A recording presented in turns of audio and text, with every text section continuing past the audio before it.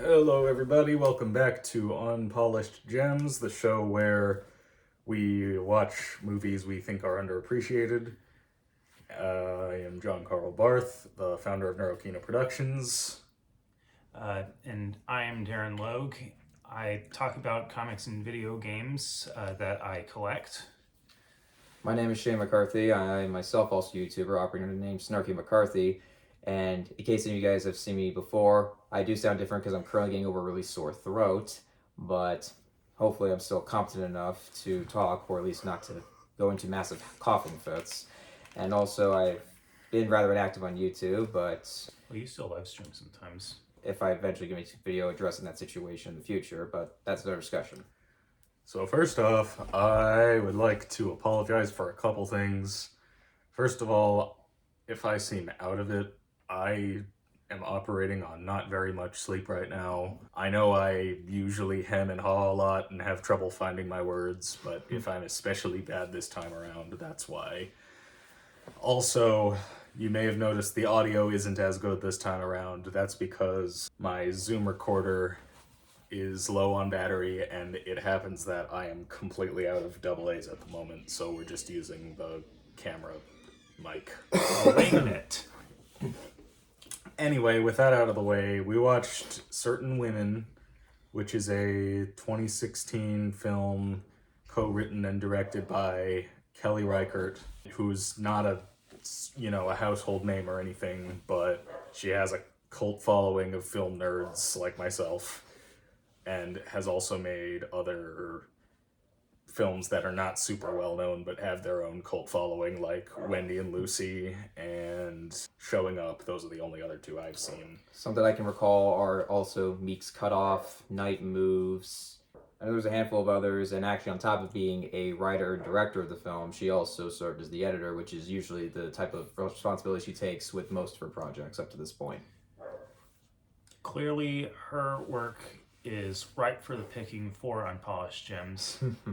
So this movie's it's structurally non-traditional, so it's a little difficult to summarize, but basically it's essentially an anthology movie.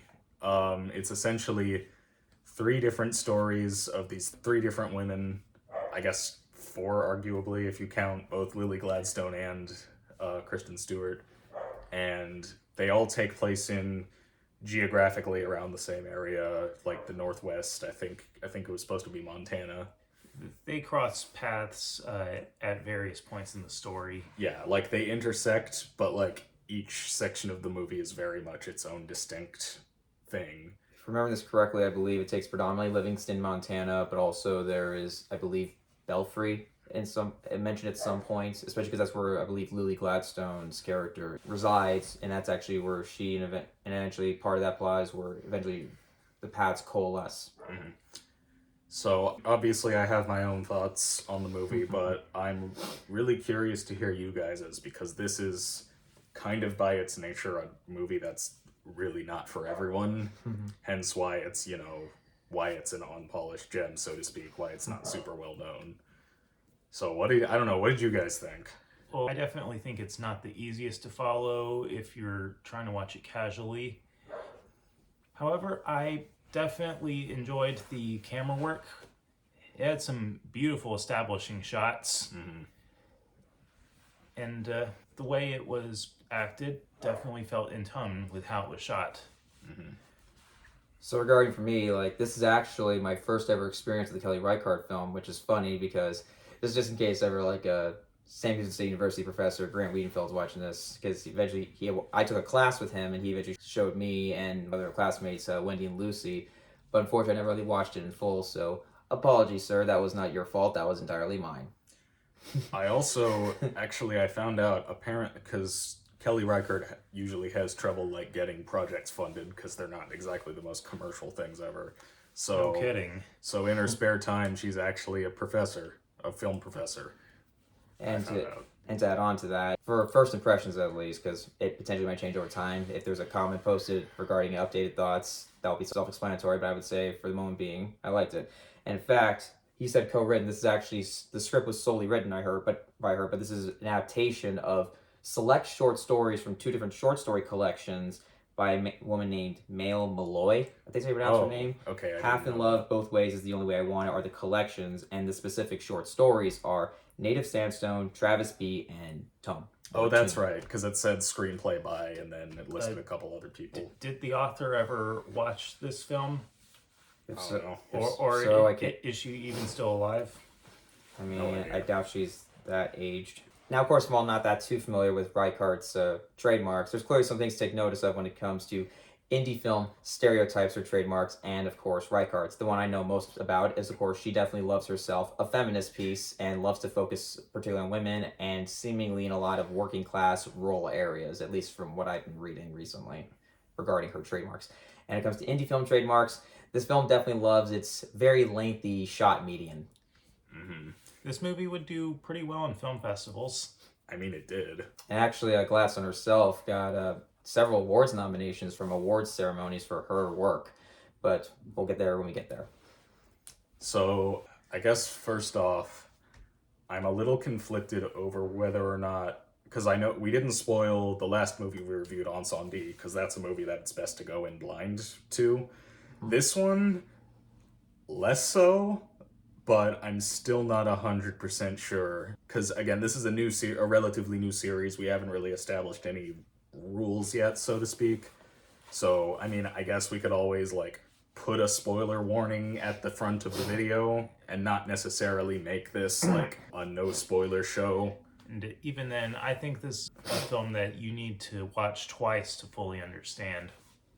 That's probably true. I guess for certain ways, especially because one of the things that's most notable about, especially when it comes to Reichart's style, is she keeps it very minimalist. I mean, there's some people, like certain professors, or at least one particular, or certain critics have referred to her as neo-realism, whatever that particularly means.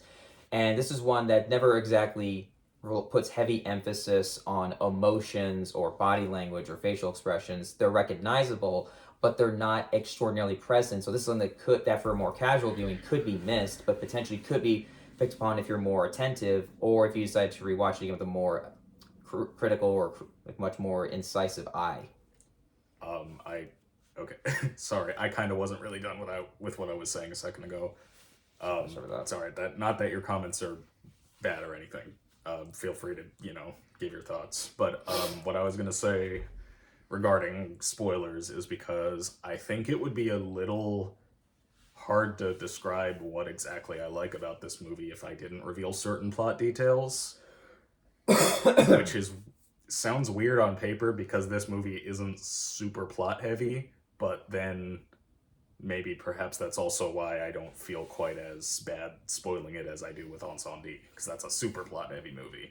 And also that one operates on big reveals. This one is very much based around character interactions, and especially kind of like being very much of this observant type of approach, which I think is also something that Reichart does. Like I said, I'm kind of new to her, so if any of you know about her, feel free to clarify if you would like in the comments. Yeah, I mean, like I said a second ago, I've seen a couple others of hers, and yes, that is generally true. Okay. And the interesting thing about her films in general, at least the couple that I've seen, is that they manage to remain interesting even though on paper not much really happens. Like if I were to just lay out, for as much as I talked about spoilers a second ago, if you were to just kind of lay out the plot, like if I were to just sort of tell you beat by beat what happens, it really wouldn't sound like much probably, but it still manages to grab me. And I've been trying to figure out why exactly, and I've been thinking about it. I think what you said, Darren, about having to watch it twice before fully getting it, I think that makes a lot of sense. Because I've seen this before, but this time around, I had some new insights on, I think, why it resonated with me the first time. But I guess before we get to that, maybe I should try to summarize the three stories, as it were. Good luck. So, the first story, Laura Dern is the main character. And she's a lawyer, and she has a client who filed a personal injury lawsuit against the company he worked for because he got injured on the job and kind of got screwed over and is angry with Laura Dern's character for supposedly not getting him enough money, even though, he accepted the settlement. But he's also kind of just like mentally unstable and kind of just like unhealthily obsessed with her. And the second story, the one that I actually kind of remembered the least about going into this, and if I'm being honest, probably the one that resonates with me the least. Yeah, I think we're all going to forget about this one after we stop the recording. Well, I don't know about that. That's time. This isn't like a forgettable movie, but that's not really what at least to us. But the second story is Michelle Williams is the main character, and she and her family, her husband and her teenage daughter, have moved out to, this area in rural Montana to sort of live the pioneer life. They're staying in a tent for the time being, and they're actually trying to like build their own house, essentially. And they found this guy who has a bunch of sandstone in his yard, and they think, oh, that would be helpful in building this house. And essentially much of it is just kind of them attempting to get this sandstone, and also like their teenage daughter bitching about the whole thing. And actually, there's also a reveal. There's also like a reveal regarding the sandstone that might not click for some, but in a way, kind of almost like fits and kind of like circles back to like the theme, or kind of like the thematic through line and the mindset operating behind Michelle Williams and her family's lifestyle choices. Yeah. And the third story, and I'll talk more about this later, but the third one is like absolutely the story that resonated with me the most, even though arguably it's the one where the least happens. But anyway. To a degree, the least things happen. Or it's the most like pattern-esque or something like that, or like the most repetitious. So in the advertising, it was kind of billed as being Kristen Stewart's story. That's really only because she was the bigger name at the time when this came out. Really, it's more Lily Gladstone's story, with Kristen Stewart also as a very major character. But and it was movies like these that were helping Kristen Stewart break out of you-know-what franchise. Yeah. And also, if the name Lily Gladstone sounds familiar, it's most likely because you probably heard about her from her mainstream breakout on Martin Scorsese's Killers of the Flower Moon, and like many notable actresses, especially this generation, she got her start working in, of course, the indie scene.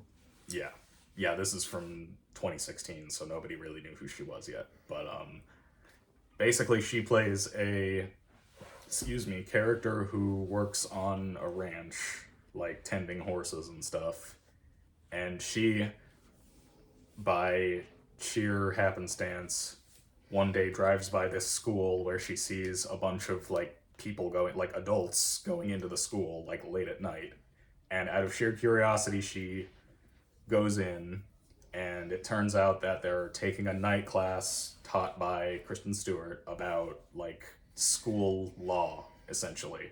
And the elderlies taking the night class act like elderlies in a night class, how you'd expect them to be. So basically, Lily Gladstone takes an interest in Kristen Stewart, either platonically or romantically. We're not really told, but either way. It's ambiguous. Make your own conclusions. Either way, she either wants to make friends with her or be more than friends with her, but that's essentially the story. Or at least build up a friendship Yeah. to see if she wants to be romantically involved.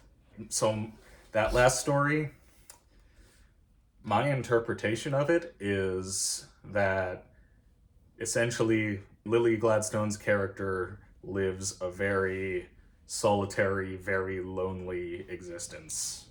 And I think that what it is, like, both the reason why she went to this class, and despite not really having an interest in school law or whatever, and the reason why she takes an interest in Kristen Stewart is simply because she's like starved for human contact. And if I could get into some specifics about the plot, so what happens is, first, like, she just kind of walks in, and she and Kristen Stewart kind of just make some small talk, and then they they go to a diner, and that happens a couple more times, and they seem to be striking up a friendship.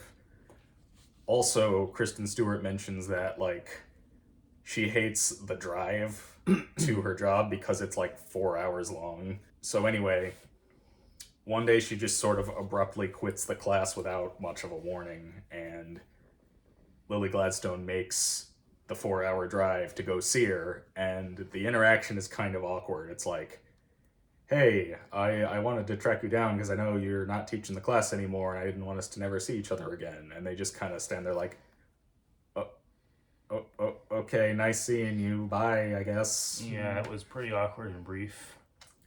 And the reason I think why that resonated with me so much is because, like, I kind of relate to the Lily Gladstone character a little bit.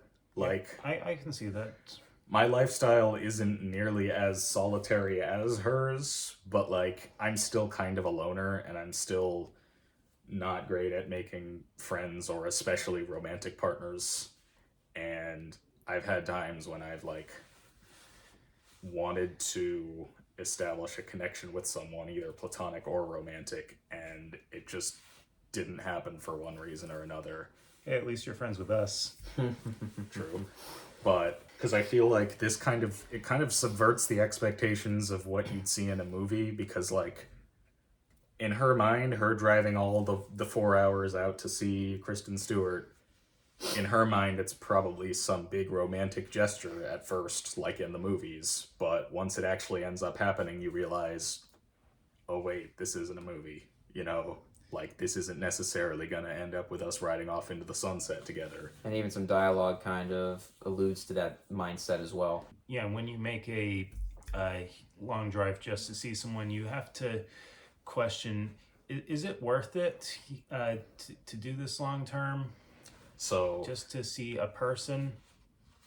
and I think there's a shot at the end where we see her get back into her truck to drive back, and her face is just, like, devastated. She's just like, fuck, this person and I are never going to be together ever, and I am just going to live a lonely existence for, if not my entire life, then a very, very long time.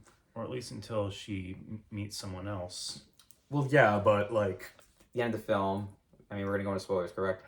yeah, spoilers are fine. It more or less kind of just a sense of for her lifestyle kind of resets in that regard, so it kind of alludes to the idea of that not being the case. Yeah, I think the idea is supposed to be that it looks for a while like she's going to be able to break out of her, you know, stifling, lonely existence, and then that doesn't end up happening, and she's just like, oh well, back to the drawing board, you know? And honestly, that specific shot reminds me, it's not the same context, of course, but a lot of these specific facial body language and emotions remind me a lot of when Sam Elliott is backing away from Bradley Cooper's driveway in his remake of A Star is Born.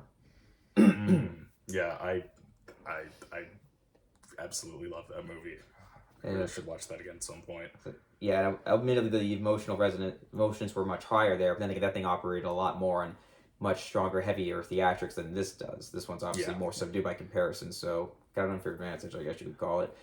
But one thing is also notable is this story, of course, is our particular highlight is because this has the most screen time out of all the others, even combined. Yeah, it was like half of the movie, or at least felt like half of the movie. Yeah, I think that what you said a second ago about how you were making the Star is Born comparison, and you said that movie had much greater theatrics and bigger emotions. Yeah. And that's true. And I don't view that as a diss. I don't think that makes the movie worse or anything. But it is very interesting how this movie is very de-dramatized, if that makes sense. Like, even, like, during situations that perhaps in another film would be very dramatic, like, you know, the part where Laura Dern's client, played by the guy who's Jared Harris. Oh, is that his name? Yeah, that's the client's name. Okay, I know him as the guy who played Lane Price on Mad Men.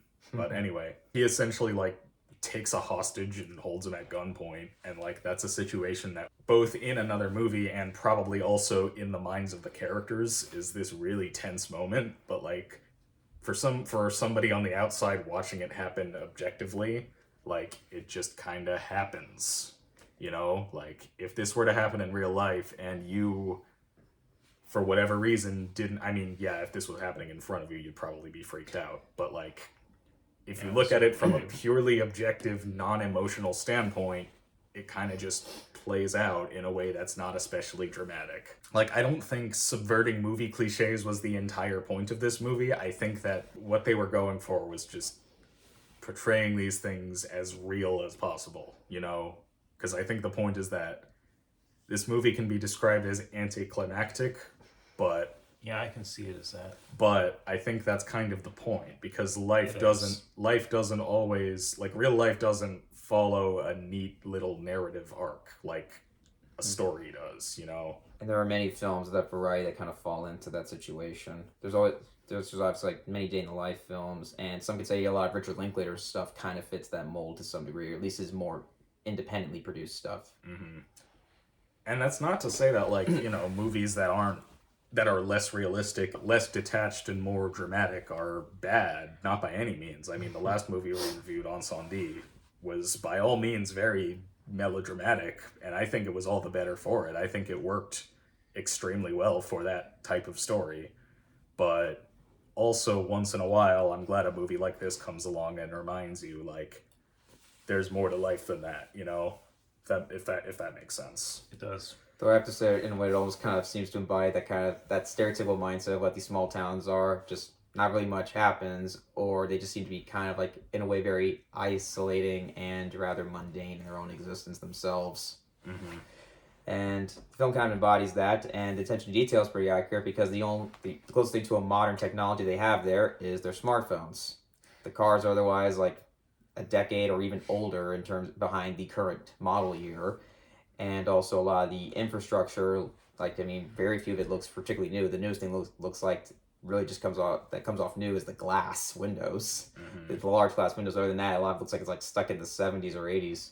Yeah, and I mean, like, we see a couple computers and stuff too, and like the way people dress and everything looks like 2016 when the movie came out. But I think it's like that's like the cheapest stuff you can get. That's like the most budget conscious stuff you could buy. Even like the flat screen TVs, they're not even like, obviously not huge. They're like, what, 32 inches at best. Yeah. So this is not a very metropolitan area. It's also not like one of those tourist attraction small towns that obviously have tons of more revenue money to really go into that kind of those kind of infrastructure projects. This one is clearly much. The best way to describe it is kind of like one of those like old farm, basically just very much a traditional old farming towns. Like it's, I guess, technically to some degree economically stable, or at least in some point of view. But it's not really much to write home about. There's not like any big scale attraction or any kind of like tourist attraction of any sorts. It just seems to be kind of like more or less a stopping point if you're on a cross country journey. Yeah, and it's interesting because I wonder. I never really considered it from that perspective before. Like, I wonder if this movie is supposed to be a critique of small town life, and like, I know nothing about Kelly Reichardt's personal life, but maybe she grew up in a small town like this and found it stifling and suffocating and decided to move to the big city to become a filmmaker or whatever. Like, maybe, I don't know. Maybe that's why she portrayed it the way she did. That'll always be the case. I mean, it's not necessarily antagonistic or overly positive in its portrayal of it. It just seems to be kind of like, I guess it's kind of more so observational, but it's not devoid of like kind of acknowledging certain emotions, because it's not like people are miserable. It's just kind of like, just like everyday life is. There's some people that have good days and bad days, and sometimes that has an effect collectively on the community, and sometimes it doesn't. Like I said, it's very dependent on the specific day and specific situations that take place on certain days. Yeah, I guess I guess the reason why I never really thought of it from that particular angle is just because I lived in a big city all my life, and I don't know, I guess I don't relate to that aspect of it quite as much, but yeah, that is an interesting sort of alternate perspective to take on it. I did get a kind of a decent unintentional background laugh, because one specific scene where Lily Gladstone is driving away to Livingston, and there's an establishing shot the next day. There's a like building advertisement, a banner, and it has the Sears logo on there. That's just funny to me in retrospect. Yeah. Was it intentional?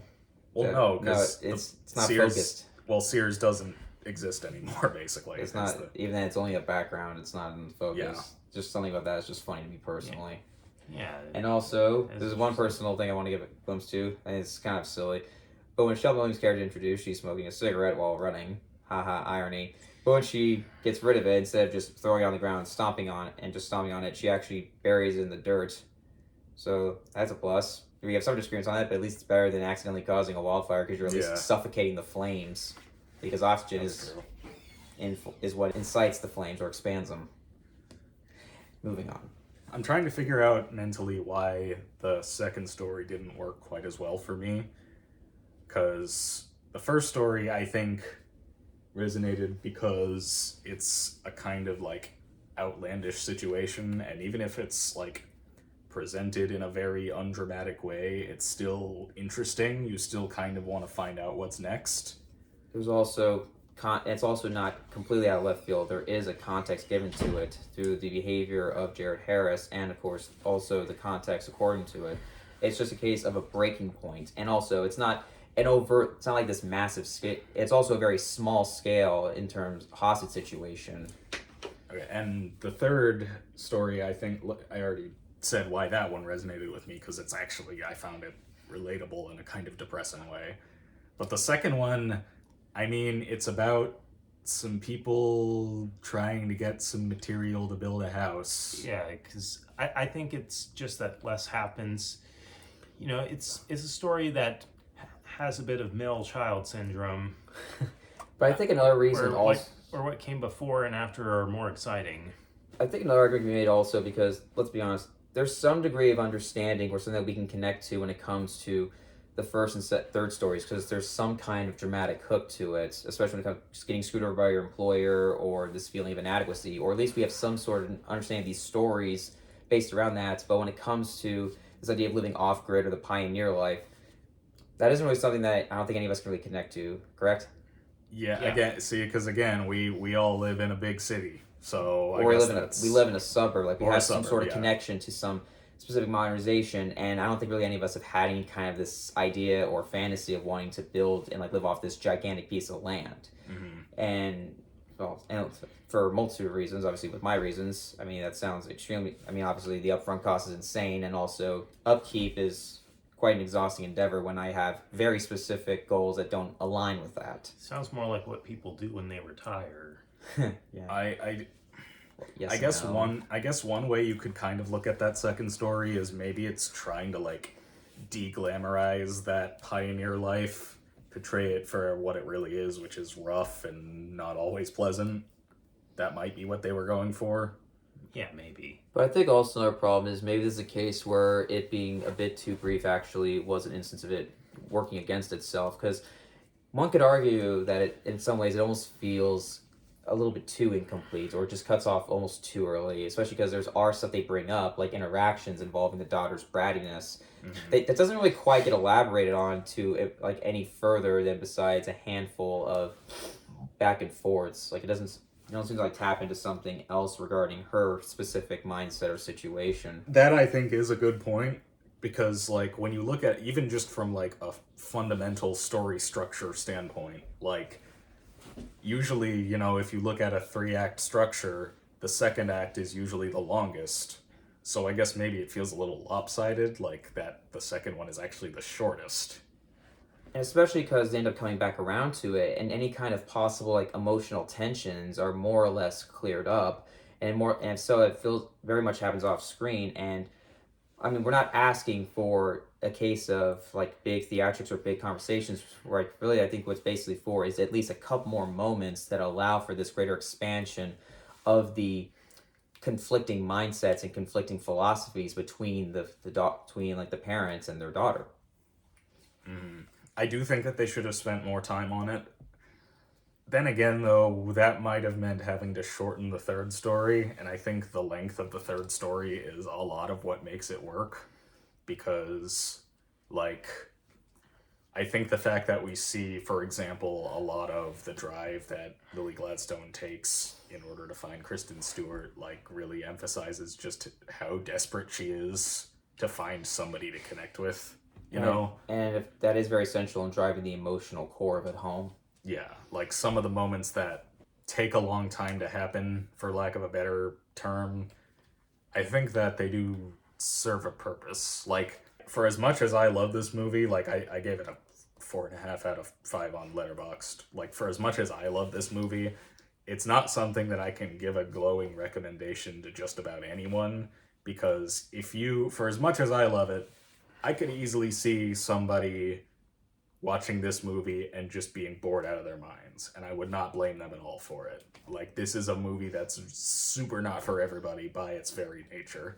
And looking at, of course, you look at these we look at these websites that have both like critic scores and review and user review scores. There's a disconnect, and some people, of course, want to be snobbish about it, but there are good faith reasons behind it, because obviously when it comes to critics, a lot of them, especially when it comes to their school and training, that's of course if they do operate under that more traditional educational approach, they have a very specific approach to criticizing it. When it comes to general audiences of viewers, that's not always, there's little overlap or rarely ever the case. So that disconnect's a lot more understandable than some may give it credit for.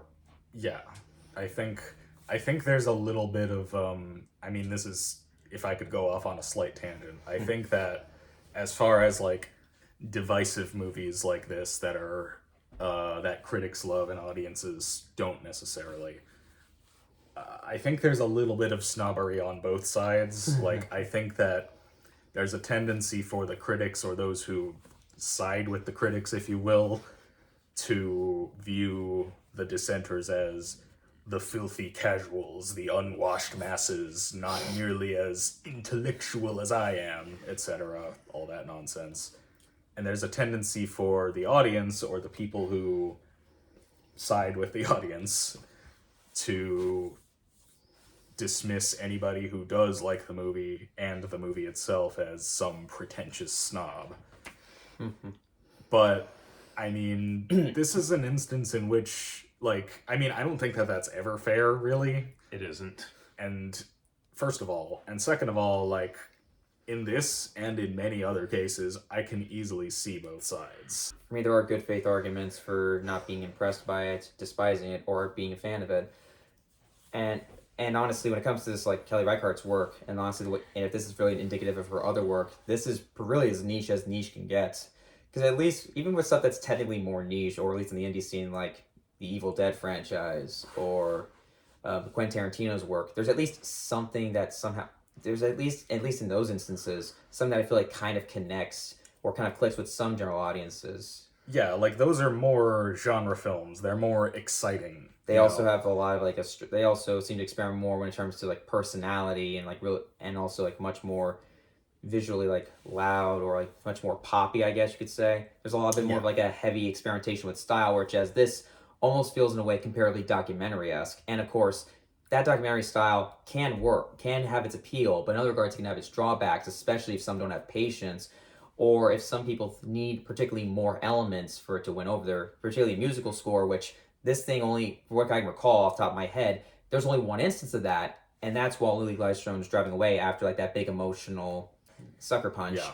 And it doesn't come in while she's driving away, it comes in mid shot. Yeah, I think that's going off of that a little bit. I think this is a very subtle movie, and it's one that, depending on who you are, it's either a strength or a weakness. In my opinion, it's a strength. It's one that doesn't tell you how to feel necessarily, and it's one that you really have to think about in order to actually take something away from it.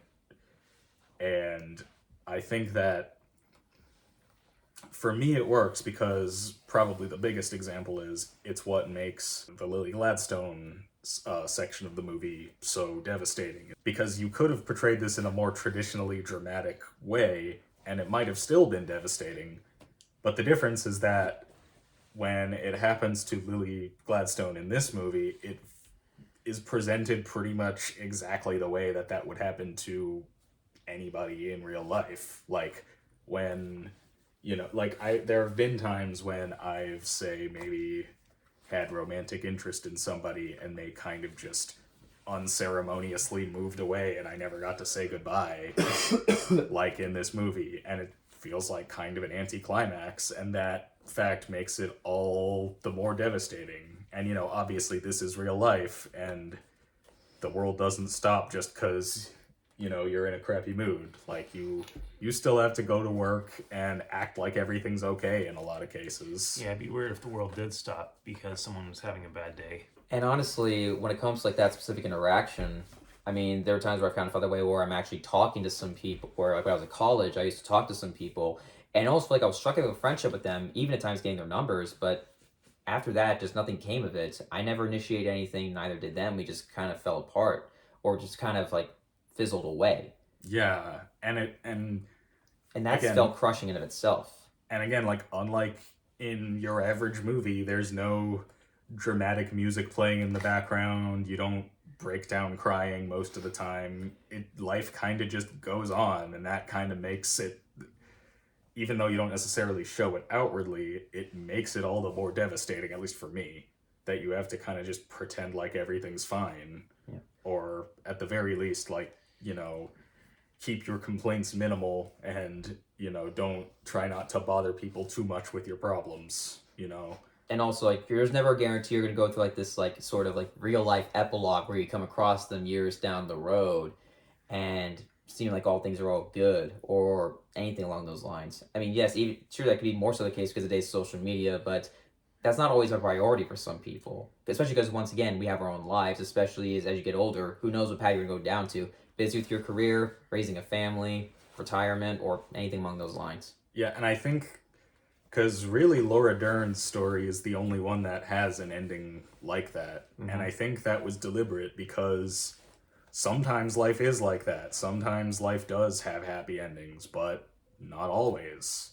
So if you look at, if you take the stories of any three random people who are tangentially related to one another, like the three characters in this movie, like, it's entirely possible that one has a notably happier ending to their story than the others, Hello, everybody. Apologies. We ran into some technical difficulties, so we had to switch cameras, but we're going to try to wrap things up real quick. Shane, you were kind of in the middle of saying something, I believe. So where we ended up getting cut off was in the discussion regarding more so her approach to feminist commentary, or I guess her approach towards feminism, and especially what differentiates her from others, especially because she doesn't focus really on stories such as indeed victims of abuse or rape, and instead just seems to really focus on presenting these women in these specific, like very specific lives of women, and I guess maybe in some way there's some kind of ties that are specific to their gender, but it's not made overtly prominent. And while there is a place for certain approaches of that variety, I think it's a good fit here, especially because, again, theatrics and soapboxing is not the priority. Yeah, I think it works. It works because it's not preachy, I think, is the most basic way of putting it. And I think, because, like, this isn't, a movie that you have to have a very specific set of political views to be able to enjoy. And as somebody who's not really super political, I can definitely appreciate that. Final thoughts, I really enjoyed it. Not for everybody, but if you have the patience for it, if you can handle things that are slow and not necessarily super dramatic or, stimulatory. Is that a word? I don't know. If you can handle that, I highly recommend it. Otherwise, probably want to skip out on it, and if you want to, that's perfectly understandable. You guys got any final thoughts? Probably nothing new to add. I definitely enjoyed it, and it definitely doesn't hurt to step out of your comfort zone in terms of what you enjoy watching, and be adventurous. So I would definitely recommend this if you're adventurous and are wanting to try something new. This definitely won't be for everybody. Then again, stuff like of this variety, especially one could argue that that's kind of like the big joke about indie films, that they're just not for everybody, and especially in that case, especially applies here. However, I do think that in the great grand scheme of things, I found this overall a very effective glimpse into empathetic, very effective glimpse into a very specific sector of rural America. All right. Cool. That's going to be it from us. Thank you all for watching, and until next time, keep on polishing those gems. I don't know. I don't have an ending catchphrase for any of my Polish videos. the unpolished. Sure, that's actually way better. I'll go with that. Polish the unpolished. See you guys. Bye.